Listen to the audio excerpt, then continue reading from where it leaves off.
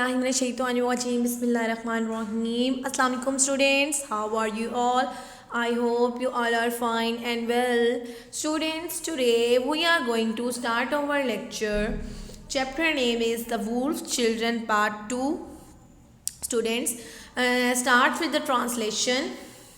Students, as you know, we have studied last week the Wolf Children Part 1 and हमने उसमें पढ़ा कि किस तरह से मिस्टर सिंह को जो है वो दो बच्चियाँ मिली थी जो कि हाफ ह्यूमन थी और हाफ एनिमल थी और लाइक वुल्फ के साथ रह रहकर वो भी इसी तरह से उनकी अपीयरेंस हो गई थी. सो स्टोरी का जो नेक्स्ट पार्ट है वो है the wolf children part 2. So students, starts with the translation page number 98.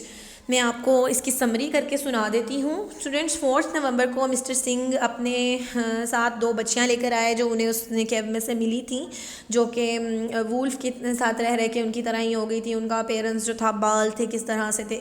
तो वो सारा जो है वो अपने साथ बच्चियाँ लेकर आए और उस शहर के ऑर्फनेज यानी कि जो यतीम खाना था जहाँ पर बच्चे होते थे उनको वहाँ पर छोड़ दिया. और इसका मकसद क्या था कि उस ऑर्फनेज को उनकी जो वाइफ थी वो रन करती थी. स्टूडेंट्स, क्या हुआ, मिस्टर सिंह ने उन बच्चियों को जो है वो दूध दिया और वो किस तरह से फिर वो पीने लगी जिस तरह से एनिमल्स पीते हैं, लप लप करके लैप्ट करके वो पीने लगी. और उसके बाद मिस्टर सिंह ने उन दो बच्चियों को नाम दिया. एक का नाम कमाला और एक का नाम अमाला. इन दोनों बहनों का नाम जो था वो कमाला और अमाला रख दिया गया. लेकिन मिस्टर सिंह ये जानते नहीं थे कि ये दोनों बहनें हैं या नहीं हैं, उनको इस बारे में नहीं पता था.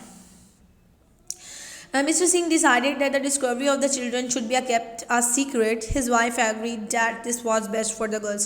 Mr. Singh ने ये सोचा कि अगर हम इसे सीक्रेट ही रखेंगे तो ये अच्छा होगा, क्योंकि अगर हम इसे लोगों को बता देंगे इन बच्चियों के बारे में तो बात बहुत ज़्यादा आगे तक चली जाएगी. इसलिए उन दोनों हस्बैंड वाइफ ने सोचा कि हम इनकी जो है वो स्टोरी को, इनकी जो बात है वो उसको हम अपने तक ही रखेंगे. अब स्टूडेंट्स, यहाँ पर क्या हुआ, मिस्टर सिंह की जो वाइफ थी मिसेस सिंह, वो उन बच्चियों के ऊपर बहुत ज़्यादा तवज्जो देने लगी. उन्होंने उनके साथ खेलना शुरू कर दिया, उनके सामने दूसरी बच्चों के साथ खेलना शुरू कर दिया कि वो भी उनके साथ खेलें. चूँकि स्टूडेंट्स वो जानवरों के साथ रह चुकी थी तो वो उसी तरह की हरकतें कर रही थी. वो कोने में जाकर जो है वो जानवरों की तरह दीवार की तरफ मुँह करके खड़ी हो जाती थी. वो कोई भी रिस्पॉन्स नहीं देती थी. खाना उनके आगे रखा जाता था तो वो दूसरे बच्चों की तरह नहीं खाती थी, वो जानवरों की तरह ही खाती थी. और अगर उनको लाइक थोड़े से फासले पर जाना होता था तो वो क्रॉल करके चलती थी अपनी नीज़ के साथ और नीज़ और एल्बोज़ के साथ. और अगर उनको कहीं भागना होता था तो वो अपने हैंड्स और फीट्स यूज़ करती थी. इसी दौरान क्या हुआ कि मिसेस सिंह जो है वो एक दिन अमाला और कमाला के साथ खेलने लगी तो वो बिल्कुल भी उनके साथ बच्चों की तरह नहीं खेल रही थी.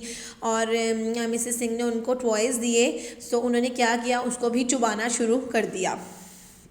मिस्टर सिंह ने ये सब देखकर सोचा कि इन बच्चियों को एजुकेट करना, उनको तालीम कर देना तो बहुत ज़्यादा मुश्किल है. वो बहुत ज़्यादा परेशान थे.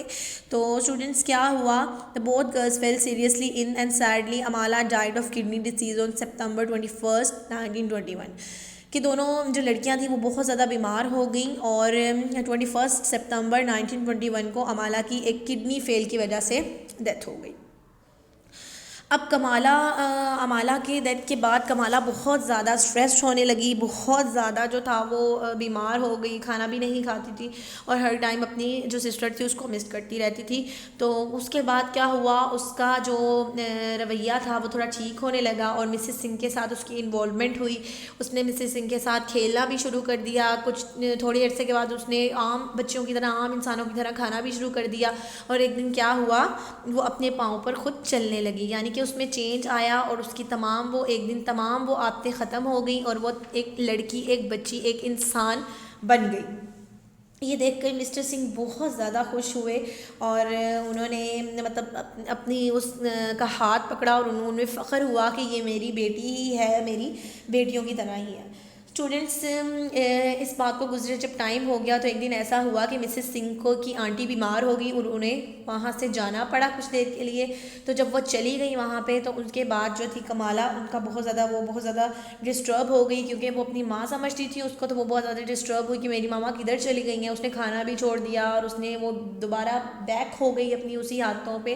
तो एक दिन जब मिसेस सिंह वापस आई तो वो अपनी माँ को देखकर बहुत ज़्यादा हैप्पी हुई, बहुत ज़्यादा वो खुश हुई कि मेरी माँ वापस आ गई। और वो फिर उनके साथ दोबारा खेलने लग गई, दोबारा ही वैसी हो गई। और मिसेस सिंह देख कर ये बहुत ज़्यादा खुश हुए। एक रात मिसेस सिंह अपनी स्टोरी में नोट्स में लिख रहे थे कि और फिर उन्होंने सोचना शुरू कर दिया कि किस तरह से कमाला ने बातें करना शुरू कर दी थी और चलना शुरू कर दिया था।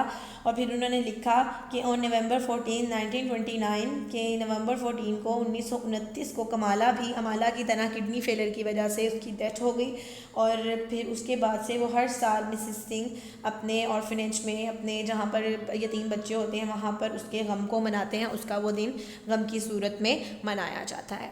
So students, the Wolf Children part 1 and part 2 over here. I hope you will understand this lecture very well. Thank you so much students. Allah Hafiz. Thank you.